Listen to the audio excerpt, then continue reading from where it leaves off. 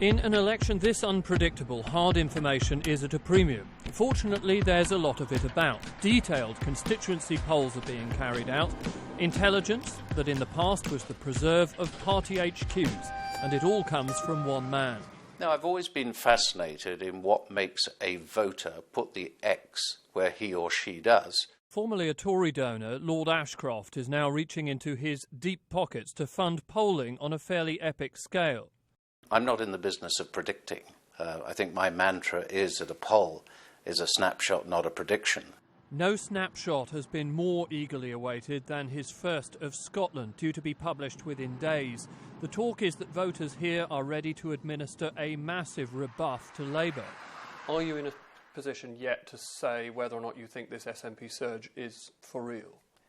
Yes, I believe it is real. So, dozens of Labour seats to turn SNP?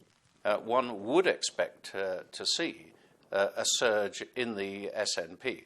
Whether it's of the same magnitude as I've seen a few of the pundits' forecast is yet to be seen. But we'll have a much clearer analysis.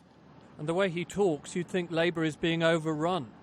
In Glasgow, for example, which has been a Labour stronghold area, had the greatest number of people voting for independence at the Scottish election. So you tend to want to ask, why wouldn't they vote for the SNP in the general election?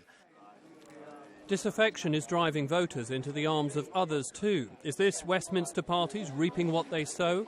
The Conservatives must take a large part of the credit for the rise of UKIP in the way that they have handled the rise of that party. So I believe the UKIP phenomena is both the arrogance of the Conservatives and the complacency of Labour that has given them the position that they have. But this was something that was waiting to happen. Lord Ashcroft declines to speculate as to how long this man will remain a fixture of our political life. However, it could be argued where UKIP are concerned that perhaps for their long-term interests, a Miliband government is the best, even though they would not get or arguably wouldn't get a referendum on Europe, because that would give UKIP another 5 years in which to build their party, whilst they still have Europe as the bogey. His polling tends to show Labour ahead in Tory battleground seats we've visited in recent weeks, like Cardiff North or Hendon. But Lord Ashcroft believes voters may demand more than just banging on about the cost of living for 98 more days. So what is the policy behind the cost of living crisis? We've already seen that the policy of the freezing of energy prices has gone away, and most voters are able to see the fact that the reduction in energy prices isn't anything to do with Labour, let alone the Conservative coalition. It's a world phenomena. So what is the policies behind it? And I think there's something lacking there. You can sense his scepticism about the current political crop. I believe that many politicians who seek the democratic mandate themselves do not know exactly what moves the X from one box to the other, though they believe they do. And I found that very fascinating, to listen to politicians who believe that certain policies or things that they do will persuade the voters to come to them, but yet when you go to speak to those groups of voters, it isn't correct.